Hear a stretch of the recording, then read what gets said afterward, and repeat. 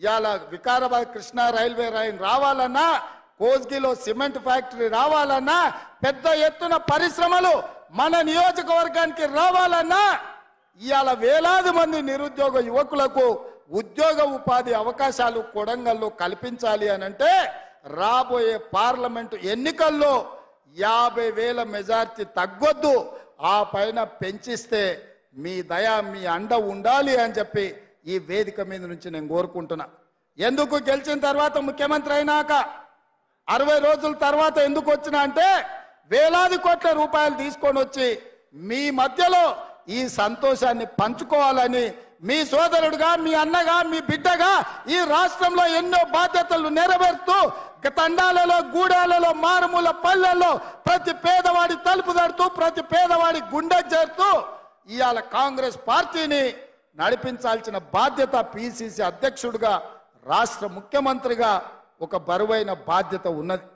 రేపు జరగబోయే పార్లమెంట్ ఎన్నికల్లో 14 సీట్లు గెలిచినప్పుడే దేశ స్థాయిలో మన రాష్ట్రం యొక్క గొప్పతనం, కాంగ్రెస్ పార్టీలో కొడంగల్ గౌరవం పెరుగుతుంది.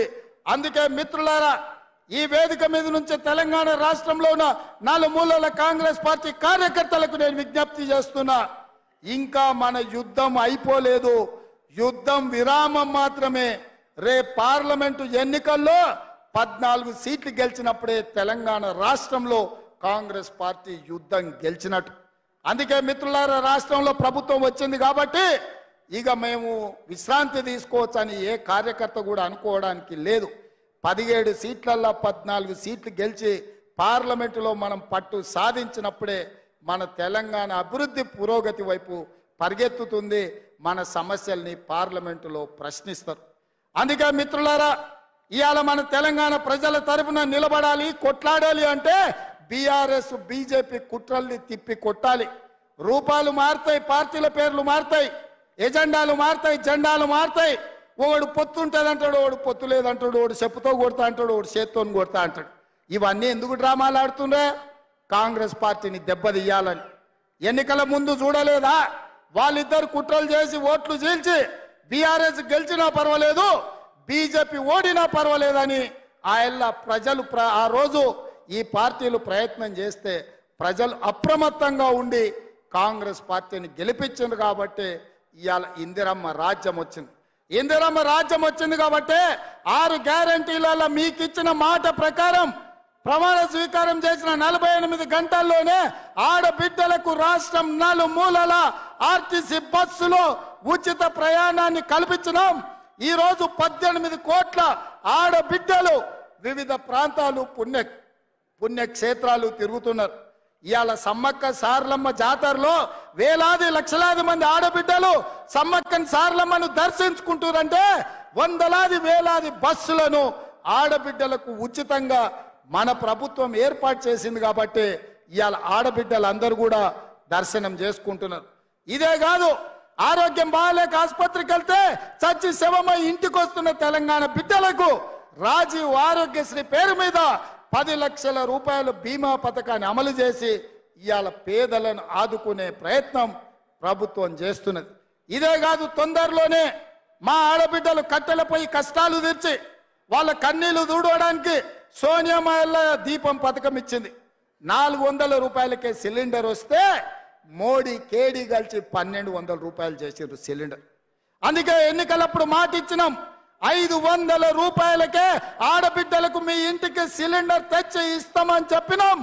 రాబోయే వారం రోజుల్లో మీకు 500 రూపాయలకే సిలిండర్ ఇచ్చే బాధ్యత మన ప్రభుత్వం తీసుకుంటుంది. గట్టిగా చప్పట్లు కొట్టి ఆడబిడ్డలందరికీ కూడా తెలిసే విధంగా మీరు చెప్పండి. అదే విధంగా వ్యవసాయానికే ఉచిత కరెంటు కాదు, పేదవాడి ఇంటికి కూడా ఉచితంగా కరెంట్ ఇవ్వాలని, పేదవాడి కరెంటు బిల్లుతో కష్టాలు పడొద్దన్న ఆలోచనతోని 200 యూనిట్ల వరకు ప్రతి పేదవాడి ఇంటికి తెల్ల రేషన్ కార్డు ఉన్నవాడికి ఉచిత విద్యుత్తును ఇండ్లకు ఇవ్వాలని ఆనాడు మేము మాటిచ్చినాం. వారం రోజుల్లోనే ప్రతి పేదవాడి ఇంటికి 200 యూనిట్ల వరకు ఉచిత కరెంట్ ఇవ్వాలని ఇవాళ మన ప్రభుత్వం నిర్ణయం తీసుకుంది. పెద్ద ఎత్తున చప్పట్లు కొట్టండి అని చెప్పి మా కొడంగల్ ప్రజల్ని నేను కోరుకుంటున్నా. మిత్రులారా, ఇచ్చిన 6 గ్యారెంటీలలో 4టిని అమలు చేస్తున్నాం. రాబోయే రోజుల్లో రైతు రుణమాఫీ విషయంలో, రైతు భరోసా విషయంలో ప్రతి రైతును ఆదుకునే బాధ్యత మీకు. ఆల్రెడీ రైతు బంధు పథకం మీ ఖాతాలలో వేస్తున్నాం. వచ్చే నెల 15 తారీఖు లోపల అందరికీ రైతు భరోసా, రైతు బంధు చేరుతుంది. ఏ ఒక్క రైతుకు బకాయి లేకుండా పూర్తిగా మీకు డబ్బులు ఇచ్చే బాధ్యత మన ప్రభుత్వం తీసుకుంటుంది. రాబోయే తొందరలోనే మంచి రోజులు రాబోతున్నాయి. రైతులకు మాట ఇచ్చిన ప్రకారం మీ 2 లక్షల రూపాయల రైతు రుణమాఫీ చేసే బాధ్యత, రైతుకు రుణ విముక్తి చేసి అప్పుల బాధ నుంచి తప్పించే బాధ్యత మన ప్రభుత్వం ఇందిరమ్మ రాజ్యంలో చర్యలు చేపడుతుందని చెప్పి ఈ సందర్భంగా మిత్రులకు తెలియజేస్తున్నా. మిత్రులారా, ఈరోజు ఆర్టీసీ బస్సులో మహిళలకు ఉచితంగా ప్రయాణం జరగాలన్నా, రాజీవ్ ఆరోగ్యశ్రీలో 10 లక్షల రూపాయలు మీకు పరిహారం రావాలన్నా, 500 రూపాయలకే సిలిండర్ రావాలన్నా, 200 యూనిట్లు ఉచిత కరెంటు రావాలన్నా, రైతులకు 2 లక్షల రూపాయల రైతు రుణమాఫీ జరగాలన్నా మనం ఏం చేయాలి మిత్రులారా? ఏం చేయాలి? ఏం చేయాలి? ఏం చేయాలి? గట్టిగా, ఇంకా గట్టిగా, ఇంకా గట్టిగా ఢిల్లీలో ఉన్న మోడీకి వినిపించాలి, గల్లీలో ఫామ్ హౌస్లో వండుకున్న కేడీకి కూడా వినిపించాలి కొడంగల్ గలం. అందుకే మిత్రులారా, రాబోయే పార్లమెంటు ఎన్నికల్లో 14 పార్లమెంటు సీట్లను ఈ తెలంగాణ గడ్డ మీద నుంచి గెలిపించాలి. మీరందరు సిద్ధమేనా? సిద్ధమన్న వాళ్ళందరూ చేతులు పైకెత్తండి. సిద్ధమేనా? సిద్ధమేనా? సిద్ధమేనా?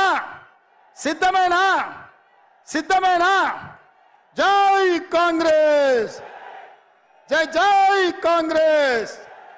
మిత్రుడు సోదరుడు వంశీచంద్రెడ్డిని ఆశీర్వదించాల్సిందిగా ఈ కొడంగల్లో 50,000 దగ్గకుండా ఆ పైన మెజార్టీ ఇవ్వాల్సిందిగా కోరుకుంటూ మీ బిడ్డగా ఎప్పుడు మీ గౌరవాన్ని నిలబెట్టే విధంగా ప్రయత్నం చేస్తా.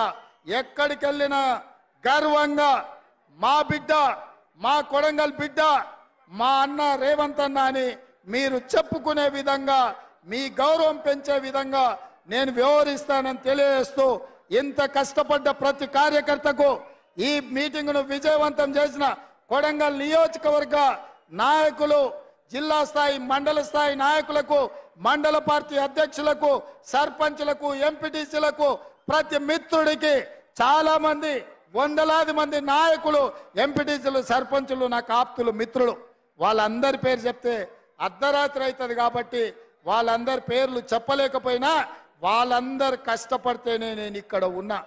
ఎప్పటికీ గుర్తుపెట్టుకుంటా, ఈ ప్రాంతాన్ని అభివృద్ధి పదం వైపు నడిపిస్తా. ఇప్పటి వరకు బడికోవాలన్నా, గుడికి పోవాలన్నా, కాలేజీకి పోవాలన్నా, ఇంజనీర్ కావాలన్నా, డాక్టర్ కావాలన్నా, ఏది కావాలన్నా ఇతర ప్రాంతాలకు పోయేది మనం.